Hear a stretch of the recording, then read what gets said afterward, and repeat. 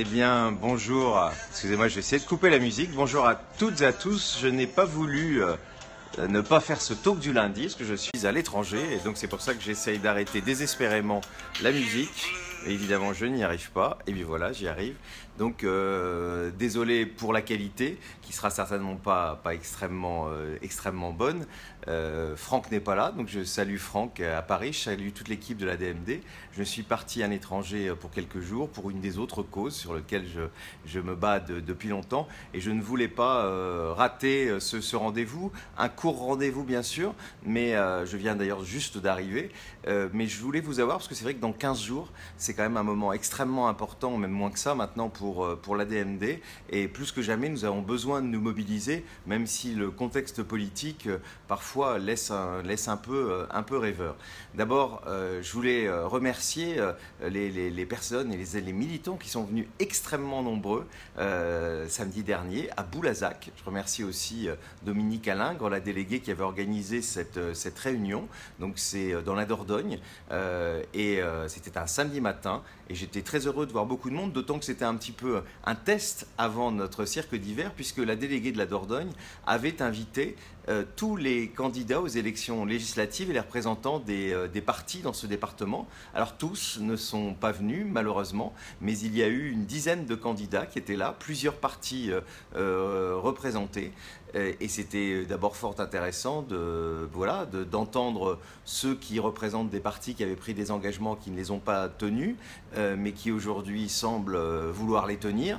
Et puis de voir de nouveaux convertis, ça fait toujours plaisir. Et de voir quand même que, contrairement à ce qu'on entend dans cette campagne qui est quand même surréaliste au niveau de la présidentielle, le thème de la fin de vie arrive à émerger. Il a émergé notamment pendant la primaire de gauche et on voit régulièrement un certain nombre de candidats se prononcer. Et nous espérons que le 18 mars, ils se prononceront d'autant plus que nous sortirons d'ailleurs pour ce 18 mars, et je vous le dis un peu en priorité, un grand sondage qui nous dira candidat par candidat ce que votent leurs électeurs. Donc vous saurez si les électeurs par exemple d'Emmanuel Macron sont favorables à l'égalisation de l'euthanasie, ceux d'Emmanuel Hamon, ceux de François Fillon s'il est toujours candidat d'ici là, ceux de Marine Le Pen, etc.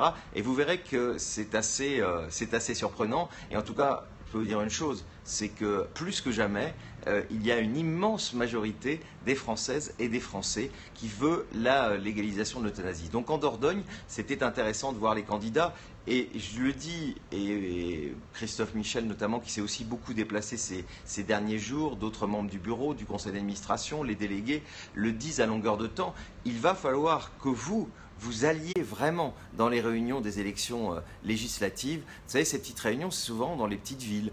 Des réunions où il n'y a pas beaucoup de gens, il y a parfois 10-15 personnes. Le candidat ou la candidate présente son programme et vous pouvez poser des questions à la fin. Et c'est le moment de le dire parce que vous savez, on a eu trop souvent l'habitude de voir des candidats qui nous disaient qu'ils n'avaient jamais été questionnés sur la fin de vie. C'est quand même un bouquet, vous le reconnaîtrez. 100% d'entre nous allons mourir et des candidats ne sont jamais interrogés sur cette question, mais ce n'est pas totalement faux. C'est vrai que les gens posent souvent des questions beaucoup plus personnelles, beaucoup plus locales, et oublie une question d'intérêt général qui nous concerne toutes et tous, et donc une nouvelle loi, puisqu'on le voit bien, et on le voit dans les derniers rebondissements juridiques, on vous l'avait dit, ça n'a pas tardé. La troisième mouture de la loi Leonetti montre totalement ses limites dès à présent, et je vous dis, on n'est malheureusement pas au bout de nos soucis quand on voit en plus cette campagne sur les directives anticipées qui est lancée actuellement, avec des réunions qui sont faites à l'invitation de médecins, dont la plupart sont des médecins anti-euthanasie, alors que tous les décrets d'application de la loi Leonetti, et notamment celui sur le fichier national des directives anticipées, n'est pas sorti. On se demande pourquoi cette précipitation. Et puis, voyez, sur un débat aussi serein, qui doit dépasser les clivages, aussi consensuel que sont les directives anticipées, il est quand même assez étonnant qu'on fasse ça en pleine campagne électorale, alors que vous imaginez, c'est un moment où on a besoin évidemment de sérénité. Je me pose encore beaucoup de questions sur ce tempo, mais voilà, c'est ainsi. Et les réunions d'ailleurs commencent, je crois, cette semaine à Bordeaux, à l'invitation, bien sûr, de 4 médecins puisqu'on a décidé de continuer en France à faire de la question de la fin de vie une question médicalisée. Alors quand je vous disais aussi qu'il y avait beaucoup de choses à faire de votre part, aller dans les réunions, et puis d'autre part, utiliser notre site d'interpellation.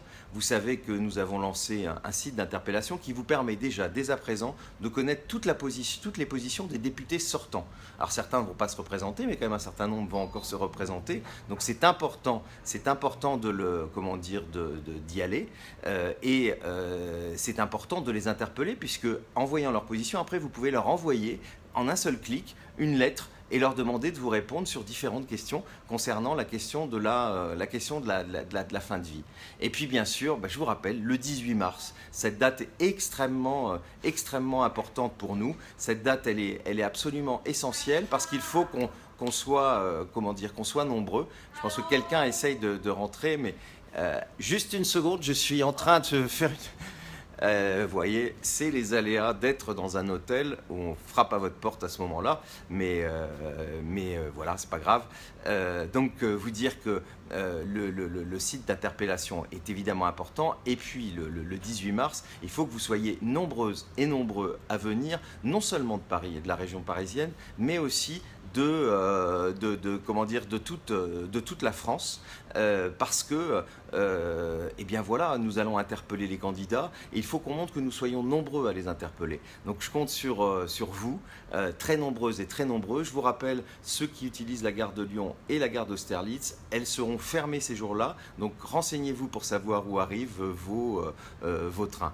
Voilà, désolé, on a été un peu perturbé. Alors je vous montre quand même un livre que je lis en ce moment. Alors c'est pas du tout sur le thème de la fin de vie, mais vous savez quand même, on ne lit pas que des choses sur la fin de vie. Alors ça va vous paraître très léger, mais enfin c'est ce que j'ai lu dans l'avion. Vous savez, quand vous faites un très long vol de 13 heures, vous avez besoin parfois de lectures légères, mais de lectures qui sont quand même plutôt pas mal. Et donc j'ai lu l'un des derniers livres de Mary Higgins Clark, l'affaire Cendrillon. Moi, je vous le conseille parce que ça vous distrait de temps en temps, ça vous fait un peu du bien que de lire ce genre de livre. Voilà, excusez-moi un peu pour les perturbations. J'espère que le réseau aura été bon. Je vous souhaite une bonne semaine et puis je vous retrouverai lundi prochain, là, dans de meilleures conditions, j'en suis sûr, au siège de la DMD. Bonne semaine à toutes et à tous et à très bientôt.